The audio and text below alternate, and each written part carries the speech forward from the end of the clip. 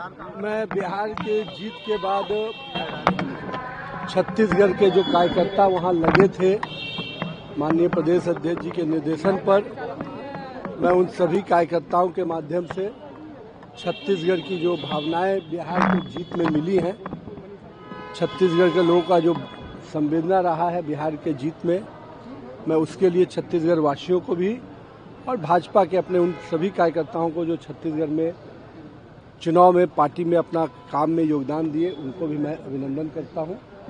और ये जीत का श्रेय भाजपा कार्यकर्ताओं को जाता है, बिहार की जनता को जाता है और अपने दोनों नेतृत्वकर्ता नरेंद्र मोदी और नीतीश कुमार को जाता है।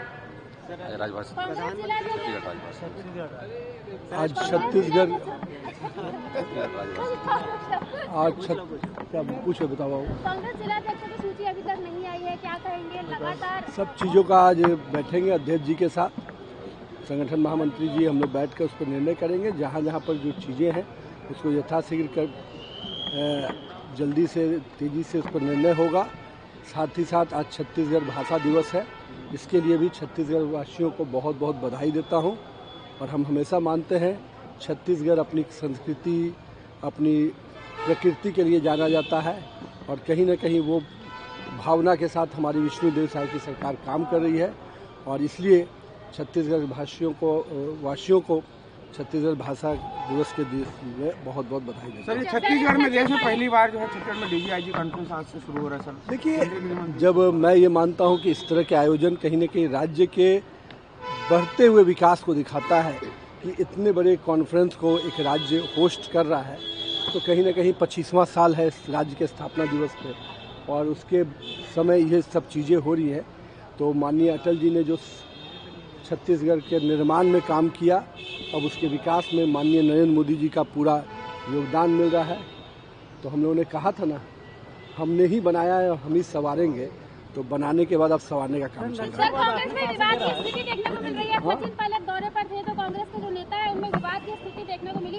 लगातार विवादित स्थिति जिस पार्टी का नेतृत्व विहीन हो, जिसकी नीयत सही नहीं हो, जिसका न कोई सिद्धांत बचा हो, उसके अंदर ये सिरफुटौल होगा ही होगा।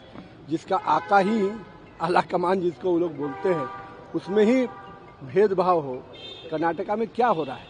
राहुल के दरबार से ही तो उप मुख्यमंत्री को खेल खेला जा रहा है। तो जब मुख्यमंत्री को बौना दिखाने के लिए केंद्रीय नेतृत्व ही लग जाएगा तो उसका खेल कर्नाटका में देख रहे हैं, तो उसी तरह का खेल यहाँ भी चलता है। यहाँ के भी 2-3 लोग हैं जिसको एक का सह दूसरे को है, दूसरे का सह तीसरे को है, तो वो खेल तो आप लोग हमसे बेहतर जानते हैं। प्रधानमंत्री नरेंद्र मोदी और केंद्रीय गृह मंत्री आते तो कांग्रेस अपने सवालों को लेकर के पहले आ जाती, कई सारे प्रश्न पूछती। जनता ने इतना जवाब दिया है, अभी भी उनको सवाल खत्म नहीं हो रहे हैं। सर, नक्सलवाद को लेकर सर देख सकते हैं कि देखिए, वो पूरी तरह से मैं मानता हूं कि माननीय गृह मंत्री जी, माननीय प्रधानमंत्री जी का जो निर्देशन है उस पर छत्तीसगढ़ सरकार और पूरी तरह से गृह विभाग, केंद्र सरकार पूरी तत्परता से काम कर रहा है। और मुझे खुशी है कि यहाँ की सरकार ने उसको इतना तत्परता से आगे बढ़ाया है कि जो मकसद है कि छत्तीसगढ़ वासियों का छत्तीसगढ़ रहे, छत्तीसगढ़ के जो स्वभाव है उस स्वभाव से छत्तीसगढ़ विकसित हो, न कि कुछ अन्य नकारात्मक चीजें। जो आपके एली हैं उसमें से 7 लोगों ने छोड़ा है और उपेंद्र कुशवाहा का बयान आ रहा है कि वंशवाद की राजनीति का आरोप लगा रहे हैं। क्या उपेंद्र कुशवाहा वंशवाद की राजनीति का आरोप लगा रहे हैं? क्या हम नहीं समझा पूरा सवाल। बिहार में जो एली है उपेंद्र कुशवाहा जी ने उस विषय पर निर्णय लिया जो चुनाव के दौरान जो पार्टी के समर्थन में काम नहीं किए थे, पार्टी के विरोधी काम किए थे, उस पर उन्होंने अपने पार्टी के अंदर निर्णय लिया है और उसके तहत लोगों को पर कार्रवाई की है। यही उसका विषय है। सर, हाल ही में जो विधानसभा चुनाव हुए हैं उसको लेकर कांग्रेस कह रही है कि जो रिजल्ट है वो मनगढ़ंत है, एक्चुअल नहीं है। झारखंड का रिजल्ट उनके मन के हिसाब से था क्या? तो ये रिजल्ट को पहले से मन के हिसाब से बनाना ये कांग्रेस की परंपरा रही है। हम तो जनता के मत के आधार पर आते हैं। कांग्रेस पहले ही तय करती थी कि किसको सरकार में लाना है, किसको नहीं लाना है। ये कांग्रेस का खेल था। भाजपा जनता के मत के आधार पर आती है। सर, सुप्रीम कोर्ट ने भी कहा है कि जो SIR चल रहा है वो ठीक है करके बिहार में जो स्पष्ट रूप से सुप्रीम कोर्ट ने पहले भी इस पर स्पष्ट मंतव्य दिया है कि हम तो स्पष्ट कहते हैं कि घुसपैठियों की वकालत क्यों कर रहे हैं लोग, क्या कारण है? क्या उनको अपने राज्य और देश के लोगों पर भरोसा नहीं बचा है क्या? बंगाल के लोग क्या बंगाल कि लोगों पे भरोसा नहीं कर रहे क्या बंगाल की ममता दीदी की सरकार। मैं इसीलिए कहता हूं कि कांग्रेस की जो रणनीति रही है कि वो देश के नागरिकों को अपना नहीं मानती है और विदेशियों को अपना मानती है, घुसपैठियों को अपना मानती है।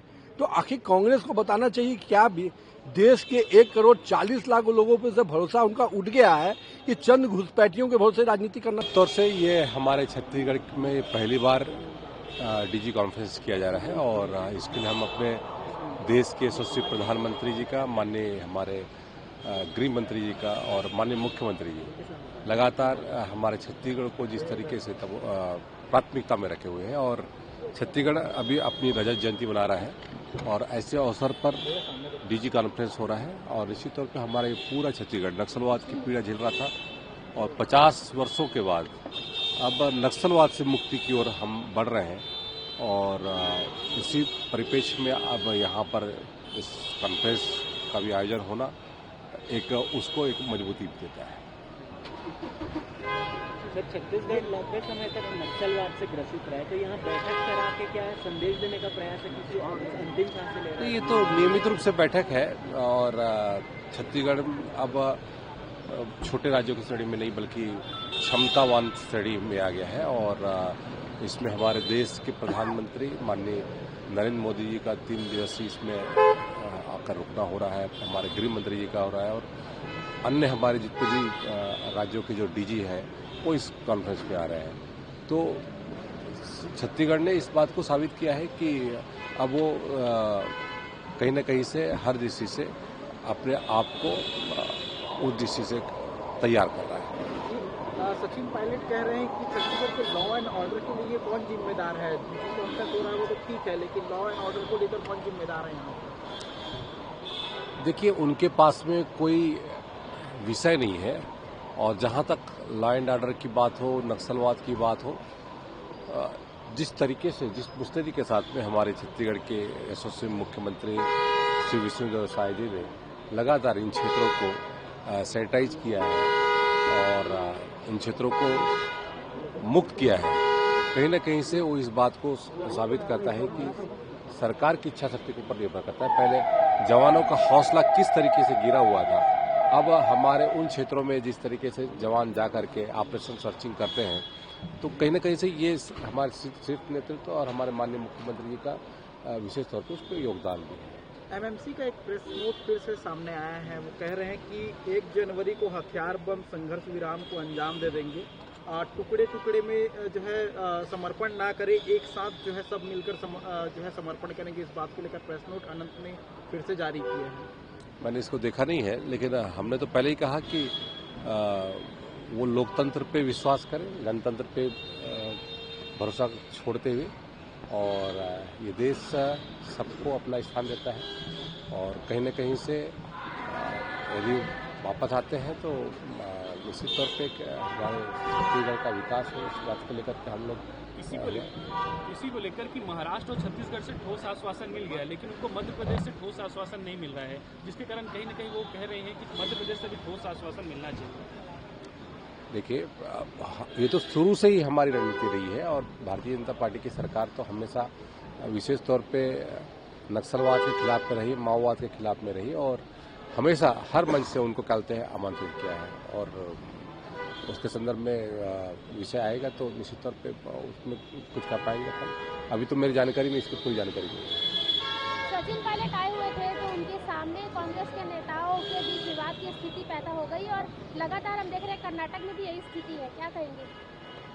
देखिए, अब जो है कांग्रेस के शीर्ष के नेता किस तरीके से अपने ही नेताओं को डोमिनेट करते हैं, ये इस बात को साबित करता है। कर्नाटक की मामला हो चाहे छत्तीसगढ़ राज्य में अभी जो चल रहा है, वो तो गुटबाजी की चरम सीमा पे है और उस गुटबाजी में उनके खुद के शीर्ष के नेता लगे हुए हैं। तो आगे आगे देखिए और क्या होता है। ठीक है।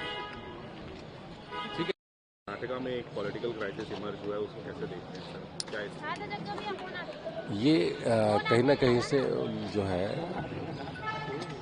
भविष्य के राजनीति के दृष्टि से एक बहुत बड़ा सबक है, किस तरीके से केंद्र उनके शीर्ष के नेता किस तरीके से अपने राज्य को डोमिनेट करने की दृष्टि से और इस तरह की घटना को अंजाम देते हैं, तो ये उसका प्रत्यक्ष उदाहरण है। और ये संभव हो सकता है कि जो कांग्रेस की नेता है वो अपने लोगों को किस तरीके से डोमिनेट कर सकते हैं। ये आज की बात नहीं है, ये तो प्राचीन परंपरा रही है। इसके कारण से तो वो बिखर के रह गए वो लोग। सर, रिसेंटली कांग्रेस का एक बयान है जिसमें कह रहे हैं कि जो भी अभी रिजल्ट आया विधानसभा चुनाव का वो मनगढ़ंत है, एक्चुअल नहीं है। देखिए, जहाँ तक यदि उनके पक्ष में होता तो वो करते, धन्यवाद देते, लेकिन आज वो ईवीएम को तोड़ने में लगे हैं, आज वो चुनाव आयोग को गाली देने में लगे हैं। तो ये तो उनकी परंपरा रही है, जहां उनके मन मुताबिक नहीं होता है। ये तो सीधे जनता ने उनको पूरी तरीके से नकार दिया है। और जनता जिस तरीके से उनको आज पूरी तरीके से हर राज्यों में खत्म करने के का पीड़ा उठाया है, तो जब तक कहते हैं कांग्रेस इस देश के साथ में छलावा किया और उस छलावा का परिणाम आज उसको भुगतना पड़ रहा है। एसआईआर को लेकर सुप्रीम कोर्ट का एक बयान है जिसमें कह रहा है कि एसआईआर जो बिहार में हुआ था वो सही हुआ, सही ठहरा है। एसआईआर पर तो किसी को कोई आपत्ति होनी नहीं चाहिए।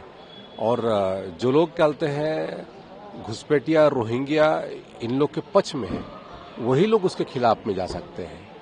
कौन चाहेगा कि उनके राज्य में ऐसे घुसपैठिए आए। और ये इस बात को साबित करता है, जिस तरीके से यदि वो बयान मैं सुनता हूँ तो बड़ा दुर्भाग्यजनक लगता है कि जो लोग कहते हैं इस देश के नहीं हो, उनके साथ में कांग्रेस पार्टी खड़ी दिखाई देती है।